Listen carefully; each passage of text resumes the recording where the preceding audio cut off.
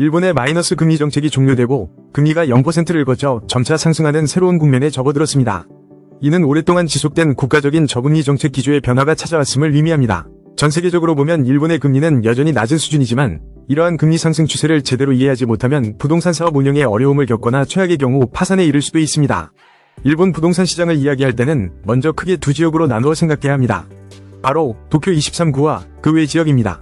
현재 도쿄 23구 내 부동산 가격은 비정상적일 정도로 급등하고 있습니다.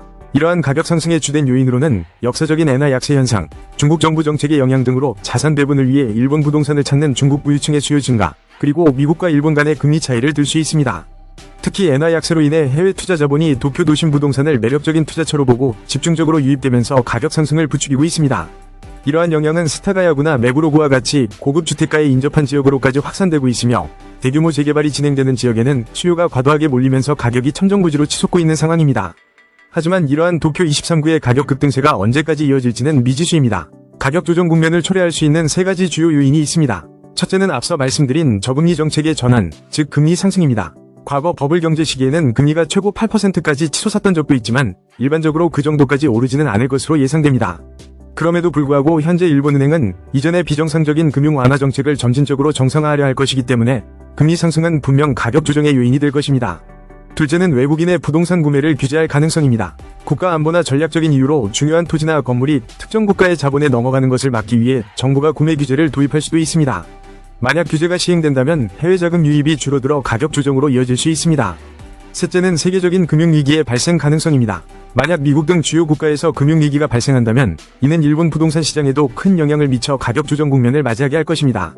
이는 일본뿐 아니라 두바이 등 전 세계적인 현상이 될 수 있습니다. 한편 도쿄 23구를 제외한 나머지 지역, 특히 인구가 감소하고 있는 지방의 상황은 다릅니다.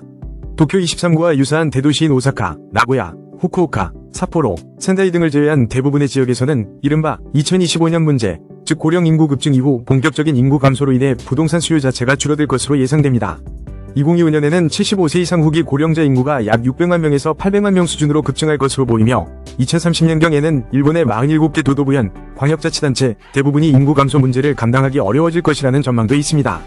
이러한 인구 구조 변화는 지방 부동산 시장의 수요 감소로 이어질 가능성이 높습니다. 다시 금리 상승의 영향으로 돌아가 보겠습니다. 2024년에 일본은행이 마이너스 금리 정책을 종료한 것은 부동산 시장의 명확한 전환점입니다. 현재 도쿄 도심의 신축 타워맨션 평균 분양 가격은 이미 1억 엔을 훌쩍 넘었으며 2024년 이후 분양되는 초고가 맨션 중에는 2억 엔을 넘는 곳도 등장했습니다. 하지만 이는 실제 거주 수요보다는 엔화 약세나 해외 투자 자금 유입에 따른 일시적이고 비정상적인 가격 수준이라고 볼 수 있습니다. 이러한 가격 급등은 금리 상승으로 인해 언제든 붕괴될 위험을 안고 있습니다. 그렇다고 해서 가격이 과거 버블 붕괴처럼 폭락한다는 의미는 아닙니다. 만약 도쿄 부동산 가격이 폭락한다면 지방 경제는 더욱 심각한 타격을 입게 될 것이므로 아마도 과도하게 부풀려졌던 프리미엄 가격이 점차 안정되는 수준의 조정이 이루어질 가능성이 높습니다. 토지 가격은 기본적으로 인기도에 따라 결정되기 때문에 시부야와 같이 여전히 인기가 높은 지역의 가격은 크게 떨어지지 않을 수 있습니다.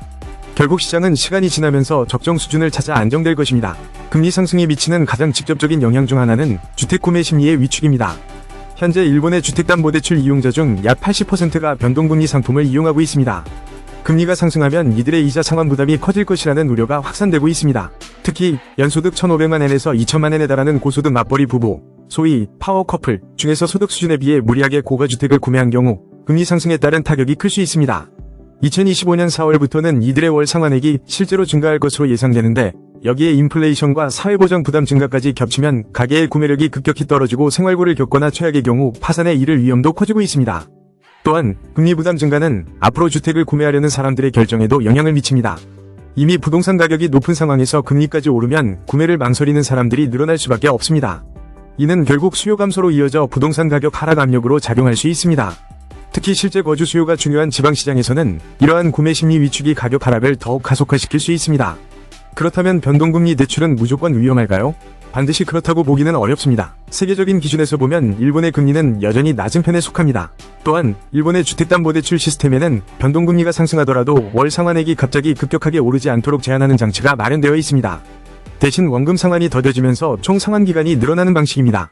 현재로서는 고정금리를 선택할 경우 금리 변동 위험을 금융기관이 부담하는 대가로 상당한 프리미엄, 추가 비용이 붙기 때문에 변동금리가 훨씬 저렴하고 유리한 선택지인 것이 사실입니다. 따라서 당분간은 변동금리가 주된 선택지가 될 가능성이 높습니다. 한편 도쿄 도심 타워맨션 등의 가격을 떠받치고 있는 또 다른 요인은 중국인 투자자들의 수요입니다.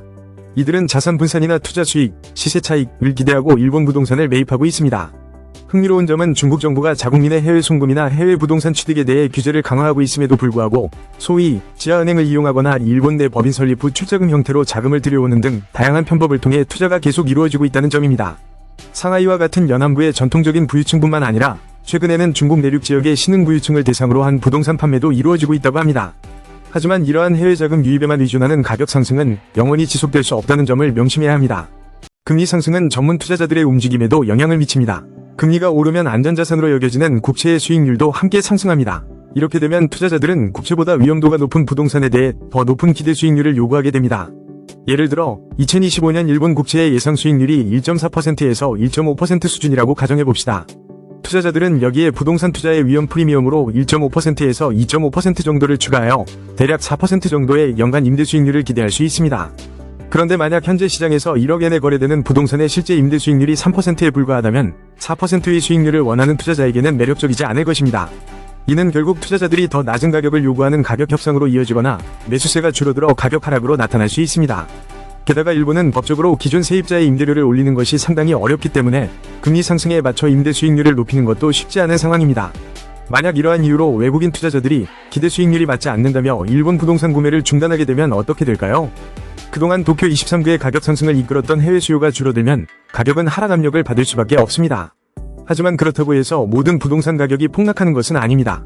도쿄 23구든 그 외 지역이든 교통이 편리하거나 학군이 좋거나 치안이 좋은 지역처럼 실제 거주 수요가 탄탄하게 받쳐주는 곳은 여전히 존재합니다.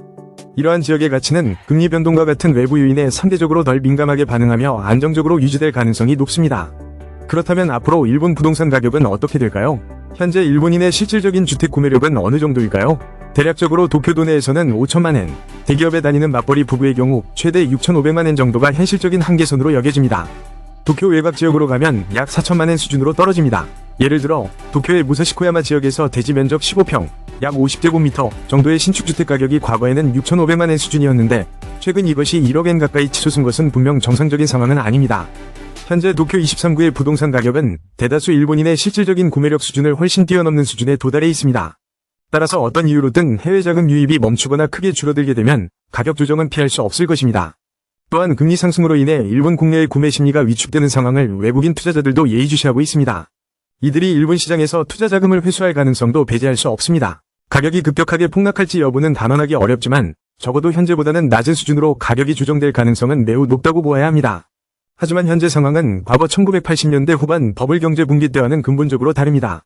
당시에는 일본 전체 땅값으로 미국 본토를 4.5번 살 수 있다는 말이 나올 정도로 일본 전역의 부동산 가격이 비정상적으로 부풀려져 있었습니다.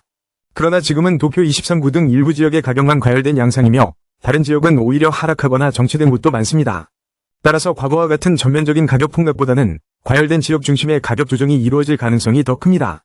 결론적으로 앞으로 일본 부동산 투자를 고려한다면 현재의 높은 가격 수준보다는 다소 하락할 가능성이 있다는 점을 염두에 두고 신중하게 접근해야 합니다. 하지만 동시에 이러한 가격 조정 국면은 오히려 좋은 입지의 부동산을 상대적으로 저렴하게 매입할 수 있는 새로운 기회가 될 수도 있습니다. 변화하는 시장 상황을 면밀히 주시하면서 현명한 판단을 내리는 것이 중요합니다.